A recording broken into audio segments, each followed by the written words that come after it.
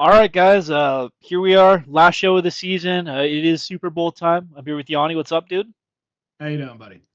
I spent about 4 hours today on the phone combined with H&R Block, and apparently California has not paid me my tax return in 3 years. So I'm trying to sort that out. It's been very obnoxious, but I do have some good news though.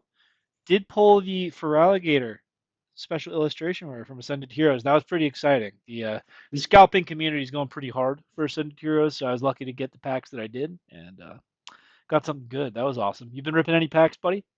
Any I have big not. I've Pokemon been buying. purchases? I've been buying them. Yeah, I've been buying like crazy. I've not been ripping anything. No. Yeah, almost paused for Bitcoin. Like, I was curious when it like hit 60,000, but it already bounced back up. The buying window's already closed. So I got to be honest, man. I would not. Once Bitcoin passed like I don't know 2,000, I was done with it. Which missed opportunity for me. But I guess I'm just chicken shit. But anyways, we're here to talk about the Super Bowl. I got to be honest, boys. I've never been less excited for a Super Bowl before. There's a very good chance that I do not watch the Super Bowl at all, and I watched the Puppy Bowl. Actually, this might be my first year watching the Puppy Bowl. Be very exciting. But I'll let Yanni take the lead into this. all right, because I did not spend 4 hours on the phone with H&R Block today. Okay, so Seahawks and Patriots at our 49ers Levi's Field in the Bay Area. There's been some pretty awesome Bay Area social media content coming out of the Super Bowl. People realizing like our food's incredible. There was actually a feature on Barstool. Dave Portnoy went to Sideboard Sandwiches in San Francisco. That is about 15 minutes from where I used to work and live on Pier 39 by Hyde Street Harbor. It is the best sandwich I've ever had in my life. I used to go there, at that time, like when you're working on boats, you're making like a solid 250 to 350 a day. Like you always have cash in hand. You'll go spend way more on food because I wasn't really paying for rent. I was sort of living on the boat for a while. Like, dude, I used to go to Sideboard and I'd drop like $40 on sandwiches like a couple times a week. It was so awesome. So I was excited to see them get traction. It is one of the greatest sandwiches I've ever had.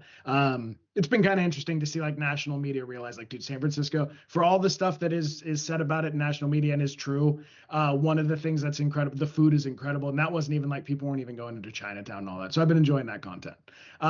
Look, the game, Seahawks, they're the third ranked offense in points scored. They're seventh in yards, eighth in passing, 10th in rushing yards, 21st in red zone touchdown percentage, a little bit inefficient there, and 16th on third down. Conversion rate, a little bit inefficient there. The Patriots offense is second in points scored, third in yards, fourth in passing yards, sixth in rushing yards, 17th in red zone touchdown percentage, and sixth on third down percentage. Drake May, Josh McDaniels, they know what they're doing. And then the Seahawks defense, absolutely savage. First in points allowed, sixth in yards, 10th in passing yards, third in rushing yards, the fifth best red zone defense in the NFL, and the first best. They are the number one third down offense in football. 49ers fans know it well. For the Patriots defense, fourth in points allowed, eighth in total yards, ninth in passing, sixth in rushing yards allowed, 30th in red zone touchdown percentage, and then 12th on third down percentage defense. Pretty vulnerable in the red zone, which is where the Hawks usually struggle. It's not a great matchup. Seahawks minus 4.5 point favorites. Over unders 45.5. Concerns about the referees, the referee crew notwithstanding. I saw an interesting thing. The Seahawks have failed to cover the last 5 games that he has officiated. I thought that was sort of interesting that, like, I always find that fascinating how teams covers or not covers correlate to the officiating, but I don't know, unless you're getting pretty conspiratorial, I don't know how much it really means. I also think it's interesting. I want to say I think 75% of the handle in this game is on the Seahawks. So the betting public is going heavy, heavy. Vegas will take a fucking bath this week if the Patriots win, or if the Seahawks win, excuse me. So I think that's pretty interesting that the, 2-1 money in favor of the public should the Hawks win. They brought in the referee that closes down the Seahawks. I don't know if that's going to happen, but I do think 4.5 points is pretty big. If I recall right, Ted, didn't it open up at 5.5, 6? So it's been bet down. Um, I want to say it's been bet down by a couple points this week, I gotta be or at least honest. missed I've two. been I've been so disengaged from the football world as soon as the Seahawks Yeah. were determined to be in the Super Bowl that I have not been watching. A whole 2 points sounds too extreme, but I want to say it opened up at 5.5, -5.5. So money has come in on the Patriots. But so what is this game really about to me? To me, it's very simple. I don't really necessarily care what the Seahawks offense does here because they've been anemic at different points this year, and that doesn't really trip up the team. Right? The Seahawks have played the kind of ball where, like, if their offense gets them 21 or 24 points, they're going to win a lot of football games. Right? And they do that because their defense is so stifling, because their defense is so effective, because they're so good at disguising coverages and flustering quarterbacks. They've done it every step of the way this offseason, except for or this postseason, except for with Matt Stafford. Um, is Drake May a Matt Stafford? I mean, the MVP voting would tell you maybe he is, but at least in my opinion, I think Ted would concur. I think Drake May's tremendous. We haven't given him his superhero cape yet, right? He's not a bona fide top five guy or anything like that, but he's certainly knocking on the door. And to me, the thing that happens when you're so good, so much faster than expected, he dragged a roster to the Super Bowl that probably should not be there. I like Kayshon Boutte a lot. I like Stephon Diggs a lot. I think those guys are good players. I think the little slot dude, is pretty good there. Why can't I recall his name off the top of my head? Pop Uh, Douglas. Pop Douglas. Pop Douglas. So Pop Douglas, right? I was trying to remember his nickname. I like Pop. Pop is actually kind of cool. He's a cool player. I think Hunter Henry's a good player. I think Ramondre Stevenson and Trevion Henderson are totally serviceable backfield. Um, but like, there's a lot of mid. That's a lot of mid. Even Stephon Diggs, dude, coming off like multiple major injuries over his career in his 30s now. If that's like your lead dog, I don't know. I don't know. Ramondre Stevenson's been their most effective offensive weapon in the postseason, and now he's going to go against the Seahawks defense that is absolutely stifling on that side of the ball. I saw one of the most bet props I saw this week was over 19.5 completions for Drake May. I love that bet because I think this game is going to be on Drake May's arm. I don't think they're going to be able to run the ball and shell up. Now, they've played in bad weather against incredibly good defenses to this point. Their 3 defense run they faced coming in here was as good as any defensive run I've ever seen a team play. So I'm actually not even like panicking about that. The problem is the Seahawks are the last like infinity stone of that gauntlet. The Seahawks are just as good as the Texans. They're just as good as the Broncos, and a lot of people would probably say they're better than both those teams, right? Or at least as good as both those defenses. And the Chargers are a top 10 defense too. So I think this is going to be a slog. I think it's going to be a slog for the Patriots offense to get going. And that's like before I even care about the other side of the ball. I actually like the way the Patriots defense matches up with the Seahawks. I think they can force Sam Darnold to have to pat. They've absolutely killed it in the run game this year. I don't think they're going to let Kenneth Walker go off the way he's been doing at times in this playoffs, the way he did against the 49ers. I don't think that's going to be the game. I think it is going to be on the Sam Darnold and the Hawks to pass the ball, and I think they're capable of forcing him to do that. But does it matter if Drake May and the Seahawks or Drake May and the Patriots are struggling to even get 20 points? I would be surprised personally if the Patriots put up over 21 points in this game. That would be pretty shocking to me. And I'm more expecting like 3 field goals and a touchdown, 4 field goals and a touchdown kind of scoring, 2 touchdowns, 2 field goals, 20 points.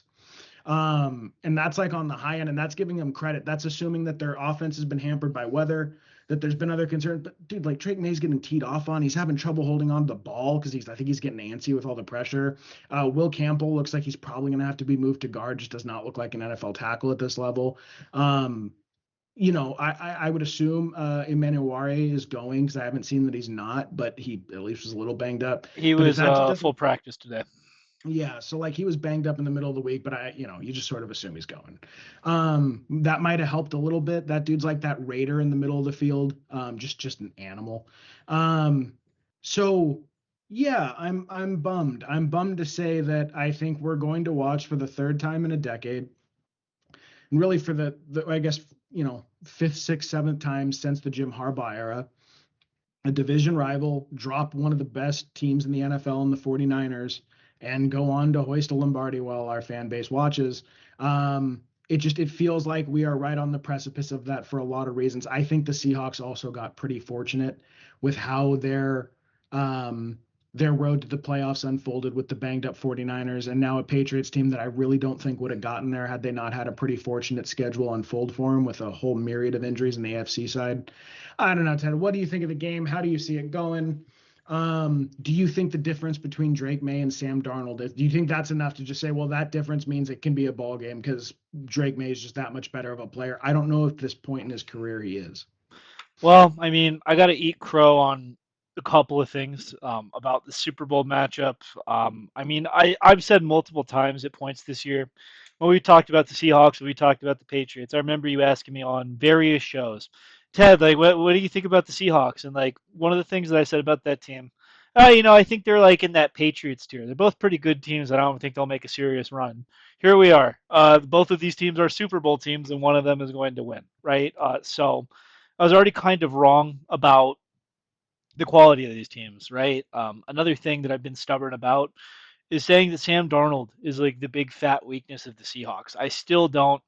I'm not telling you Sam Darnold's a top 10 quarterback, but the performance that I saw in the NFC Championship game, where Sam was able to really put the team on his back in a huge spot and win a game against a serious team, I fundamentally view him as a different quarterback now, as much as that pains me.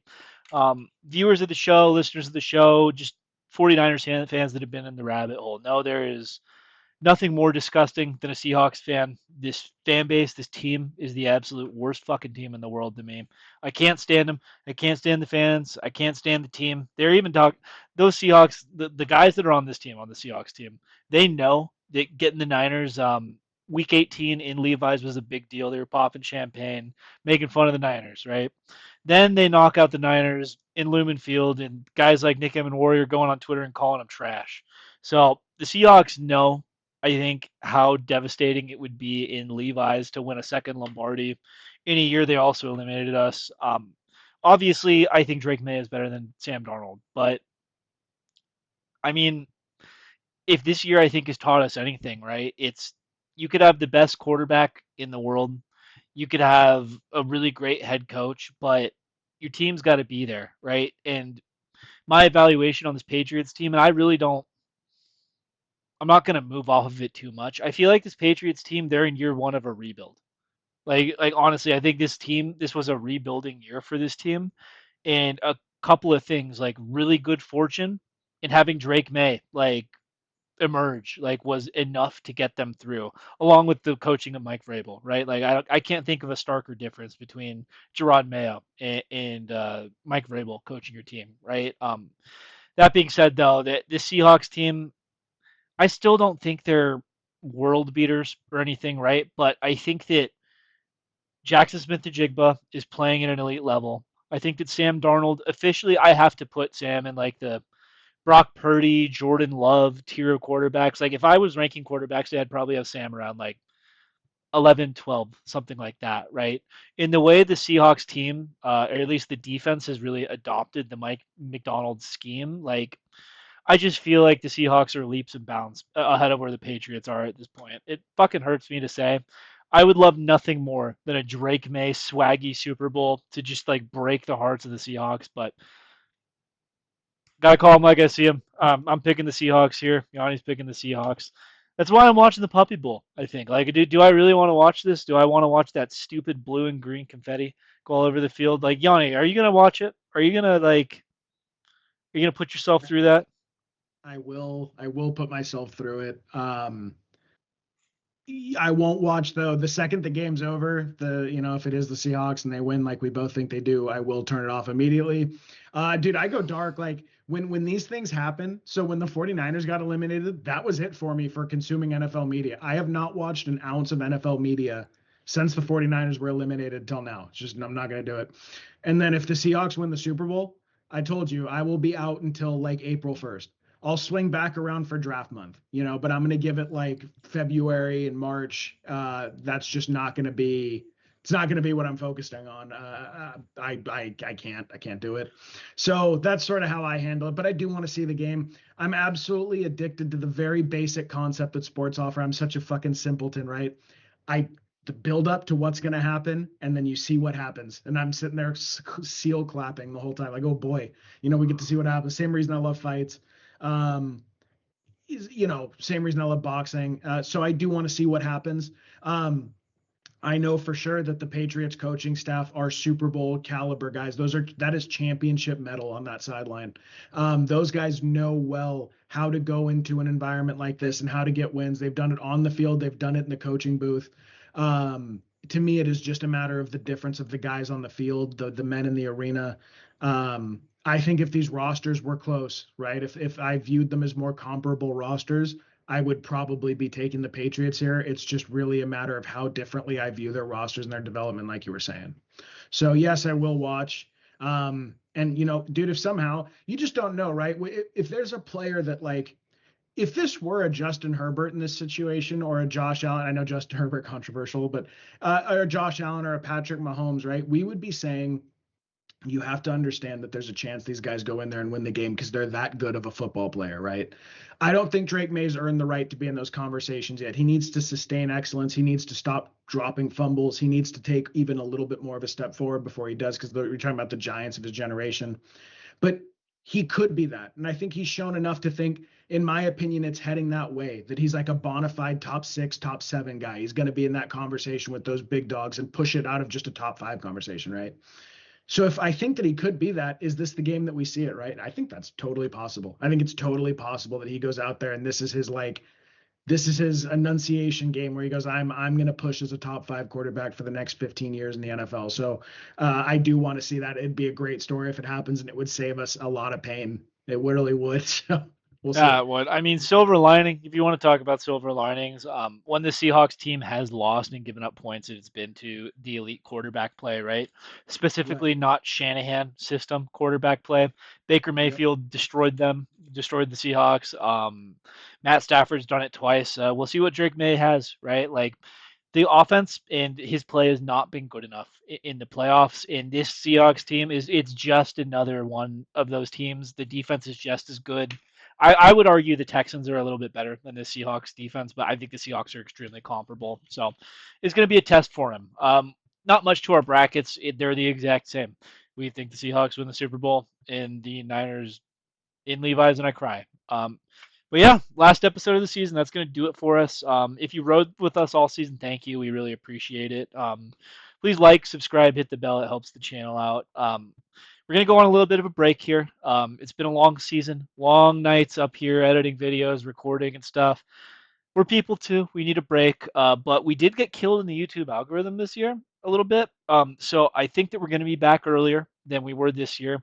I would expect a little bit more draft content from us. That episode did really well when we did that. I had fun recording. I think Yanni probably did too. I don't want to speak for you, but I think that was a pretty fun thing. So I'm thinking more draft, mock draft content. Like maybe we still have to do like our gambling recap, but we'll probably give that a month or so, maybe even a little longer. I have to crunch the data. We're both tired, but yeah, Trey, really, it's been awesome. anytime that you want to record a championship winning draft for me, you are welcome to do so. You immortalized a championship for me. That'll forever be on YouTube. I appreciate it so much. So thank you. Dude, Thank you I for your time in doing that. it's so funny because it's on YouTube, right? And like I feel like I grilled you on a couple of picks that like I don't know, Omari and Hampton second round, Tet McMillan fourth round. I gave you shit on both those picks. I feel like they weren't great at ADP, but you did win that league. I was a sucker 6 seed. But yeah, guys, thank you so much again, and we will catch you next season.